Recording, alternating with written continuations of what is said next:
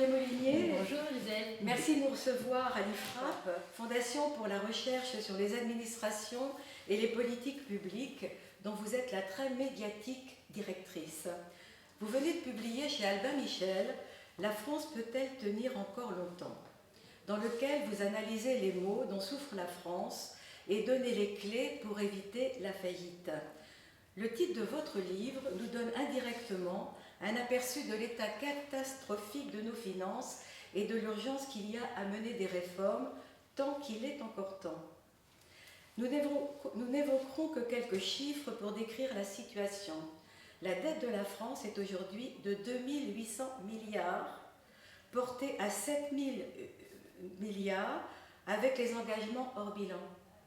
En 2020, la France a emprunté 380 milliards.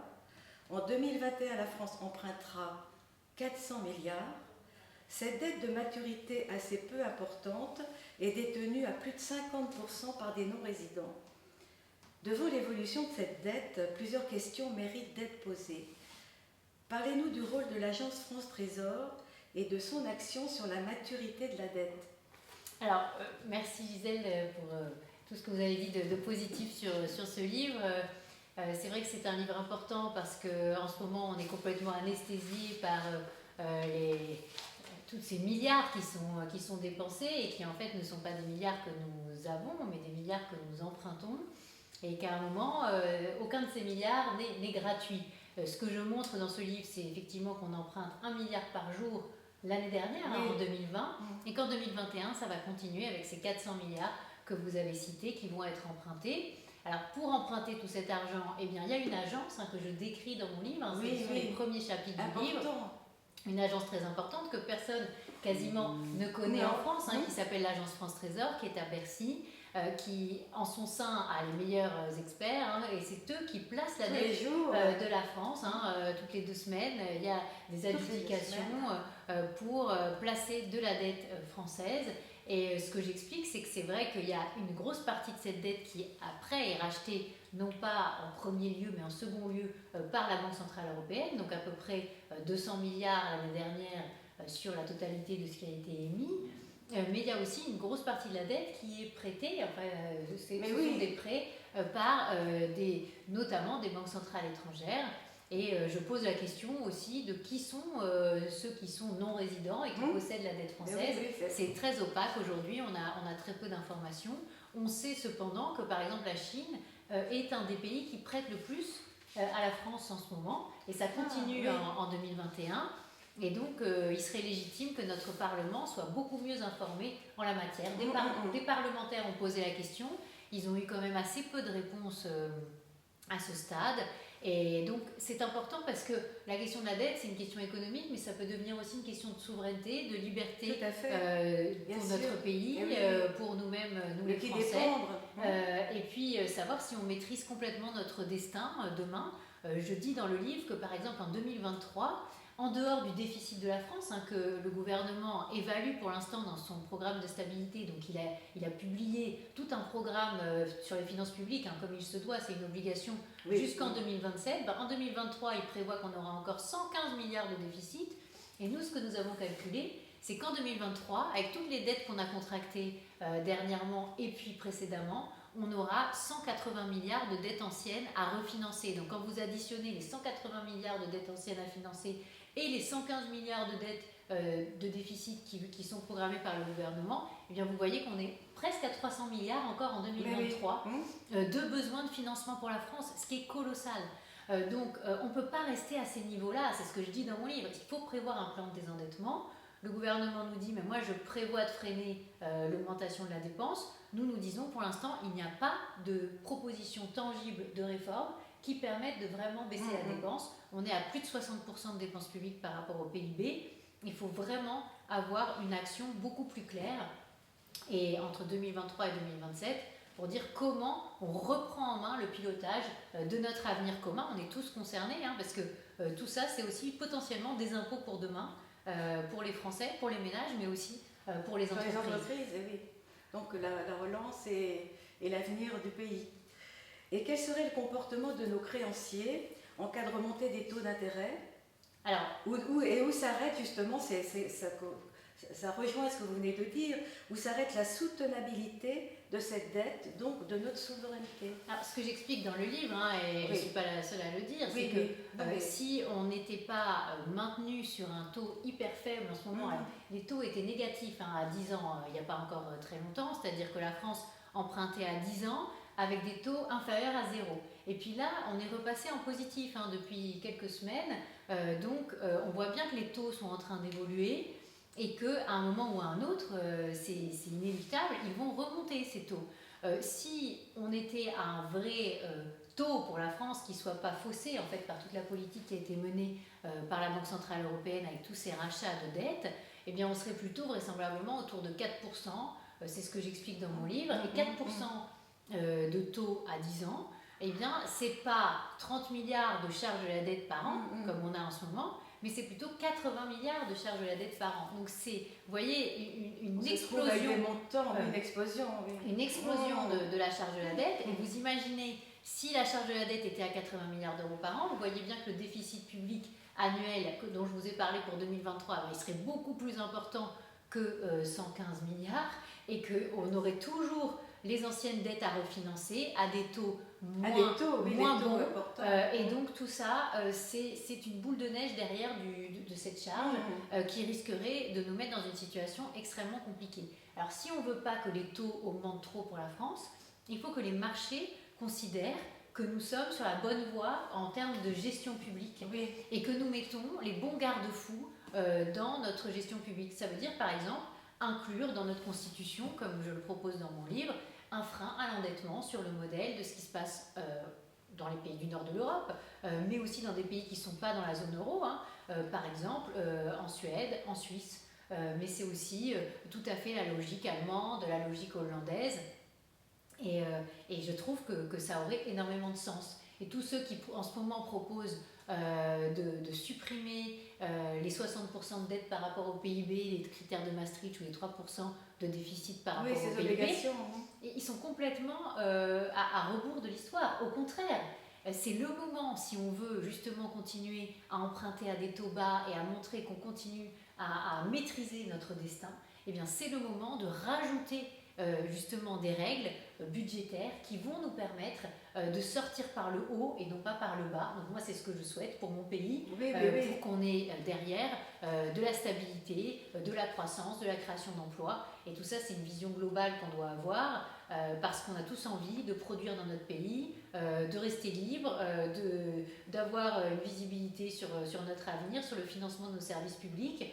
Et ceux qui nient cela aujourd'hui et qui sont pour la suppression des règles budgétaires, en fait, nous emmènent dans le mur. Voilà, il faut leur dire, il faut vraiment les mettre face à leurs responsabilités parce qu'en fait, ils sont dans un paradoxe total à dire il ne faut pas avoir de règles budgétaires, mais en même temps, ils n'aiment pas les marchés financiers, mais en même temps, ils nous proposent quoi ? De dépendre de plus en plus de l'emprunt et de la dette. Et donc ça, c'est absolument pas acceptable pour les Français. Et j'espère qu'en publiant ce livre, et avec tous les travaux de la Fondation que nous allons publier, eh bien, nous remettrons les choses à l'endroit en la matière. Alors justement, j'allais évoquer des points que vous venez de dire, d'évoquer vous-même. Donc je vais peut-être passer, la BCE jusqu'en mars 2022 maintiendra son principal taux d'intérêt à 0% et poursuivra ses rachats d'actifs à hauteur de 1 850 milliards. L'Europe va mettre en place un plan de relance de 750 milliards d'euros. Comment interpréter ces politiques au niveau de la France ? Cela est-il de nature à calmer les tensions sur les taux d'intérêt et donner à la France un temps qui est le nécessaire pour se réformer ? Et je pense que vous venez de l'évoquer dans ce que vous venez de me dire, et c'est pour cette raison que je vais passer peut-être à la question suivante. Je répondrai très très rapidement. Il faut se servir de cette fenêtre de tir que nous avons pour mener les réformes en ayant toujours des taux assez faibles pour arriver à faire le travail que nous n'avons pas fait précédemment. Et plus on attendra, plus ce sera difficile. Donc c'est maintenant, je ne dis pas qu'il faut faire les réformes maintenant, tout de suite, là, mais les envisager en mai 2021, parce que tout ne peut pas passer dans la loi tout de suite, et en réalité on est encore dans une période de crise assez importante. Mais derrière, il faut avoir le programme qui s'adapte à la situation qu'on est en train de vivre et ne pas se laisser distancier à cause des élections de 2022. Moi, je crains beaucoup qu'il y ait une cristallisation de tout cela, que finalement on attende l'élection de 2022 pour prévoir un vrai programme de reprise en main de nos finances publiques et que ce soit et qu'on perde du temps parce que vous l'avez dit, la BCE elle a dit jusqu'à fin 2022 et fin 2022 c'est demain avec toutes les échéances électorales qu'on a devant nous, donc c'est pour ça que j'appelle à l'urgence en la matière et je considère que toutes ces décisions elles doivent être quasiment transpartisanes au-delà des partis. Oui, il faut travailler plus longtemps, donc il faut repousser l'âge de départ à la retraite et ça il faut le graver dans le marbre. Oui, il faut réformer encore le code du travail, le temps de travail, permettre aux entreprises d'ajuster le temps de travail avec toute la période difficile qui va se passer face à nous au moment où l'État va arrêter d'aider les entreprises, à un moment où on va sortir du coûte. Tout ça, il faut le prévoir bien en amont. Voilà. Et devant le mur, puisque vous parlez souvent, on va dans le mur. Oui. Donc devant le mur que représente notre dette, apparaissent des théories de dette perpétuelle, voire d'annulation des dettes. Quel est votre avis sur le sujet? Alors là, évidemment, il n'y a pas d'argent magique. On va faire court, mais à partir du moment où vous avez besoin de 300 milliards par an pour tourner, comment on peut imaginer qu'on va dire qu'on va annuler de la dette? Vous croyez vraiment qu'il y a encore des prêteurs, des investisseurs qui vont accepter de nous prêter 300 milliards par an si on leur dit nous les Français, nous on annule quand on a de la dette? Alors ceux qui proposent ça, il faut qu'ils soient capables de dire comment ils financent, comment ils en fait ceux qui sont les chantres de ce genre de proposition d'annulation de la dette. En réalité, il faut qu'ils expliquent aux Français comment ils atteignent le niveau de l'équilibre des finances publiques pour que leurs recettes et leurs dépenses soient totalement ajustées. Parce que s'ils ont encore besoin d'emprunter sur les marchés, je pose la question de qui va leur prêter à partir du moment où ils auront donné le message à tout le monde, à nos partenaires européens, à nos prêteurs sur le marché, que finalement la signature de la France n'est pas fiable. C'est ça aussi, oui. Donc la signature de la France est extrêmement importante, la valeur de la signature de la France, la confiance dans la signature de la France est extrêmement importante dans les mois et les années qui viennent. Ça doit être une préoccupation permanente et tous ceux qui vont finalement fragiliter cette signature sont potentiellement ceux qui vont faire augmenter les taux et donc qui vont nous emmener un peu plus dans le mur parce que le jour où vous avez un poids beaucoup plus important de la dette dans vos finances annuelles, eh bien, vous avez plus de mal à payer les salaires des agents, vous avez plus de mal à payer les retraites, les services publics, les hôpitaux, les écoles. Ça tombe sous le sens. Voilà. Ramener la dette à 100% du PIB suppose une baisse colossale des dépenses. Ça, je sais que c'est votre dada et que vous avez des pistes. Quelles sont les mesures que vous préconisez pour atteindre cet objectif? Alors, en fait, c'est assez simple et certains vont dire c'est simpliste, mais non, en réalité, il suffit de regarder ce qu'ont fait les pays qui nous entourent. Les Pays-Bas, l'Allemagne, qu'ont-ils fait? Tout simplement, ils ont fait en sorte que leurs dépenses soient pas trop importantes et que leurs recettes et leurs dépenses soient ajustées. Voilà. Et ils n'ont pas fait comme nous où on a tendance à toujours augmenter le poids de l'impôt pour que ça colle aux dépenses. Ils se posent d'abord la question de quelle est la recette raisonnable qu'on peut demander aux ménages. Par exemple, sur les retraites en Allemagne, c'est très intéressant. Au lieu d'augmenter tout le temps le niveau de cotisation, ils ont dit maintenant, c'est 22% maximum, c'est déjà beaucoup pour peser sur le travail. C'est-à-dire vous dire que tous les mois, vous travaillez et que 22% de votre salaire super brut part en cotisation retraite, ça c'est en Allemagne, c'est déjà beaucoup. Mais nous, c'est 28%. Donc, vous voyez, quand on additionne toutes les cotisations, la CSG, les impôts directs, les impôts sur le revenu, etc., c'est absolument gigantesque ce qui part pour financer le système public. Et donc, se donner des garde-fous comme ont fait les pays qui nous entourent en se disant, là c'est un maximum, hop, on ne va pas plus loin.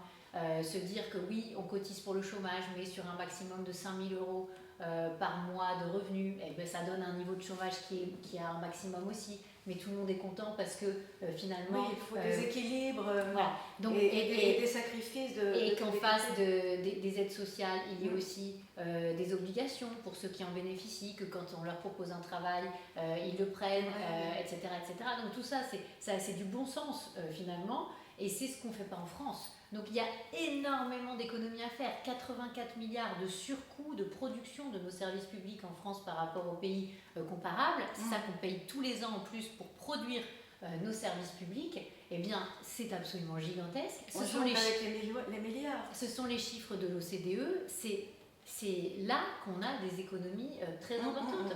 Et alors là, une note vient de paraître disant qu'on externalise trop en France, c'est complètement faux. Si on externalisait comme l'Allemagne ou comme les Pays-Bas, la production de nos services publics, on externaliserait pour 100 milliards de plus. Et on pourrait faire des économies sur les coûts de gestion.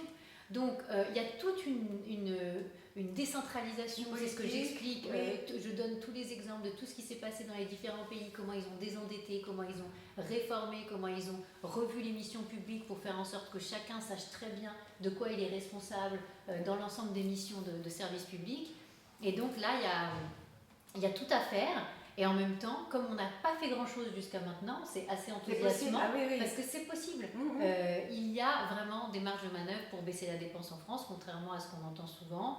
C'est un peu souvent le discours syndical, mais quand on creuse, quand on regarde ce qui se passe vraiment dans l'utilisation de nos deniers publics, et là aussi le Parlement doit intervenir, eh bien il y a énormément de marge de manœuvre. Et donc c'est pour ça que moi je suis positive, parce que je pense qu'il y aura, avec quelques réformes majeures, celle des retraites, celle de la décentralisation, de la réorganisation des services publics. L'adhésion aussi oui, mais on peut aussi passer, pour éviter le blocage des syndicats, on peut aussi passer par des référendums à la Suisse, avec des votations régulières sur un certain nombre de mesures à faire passer. Par exemple, plafonner les aides sociales qui sont versées pour ceux qui ont des besoins parce qu'ils ont des niveaux de revenus faibles.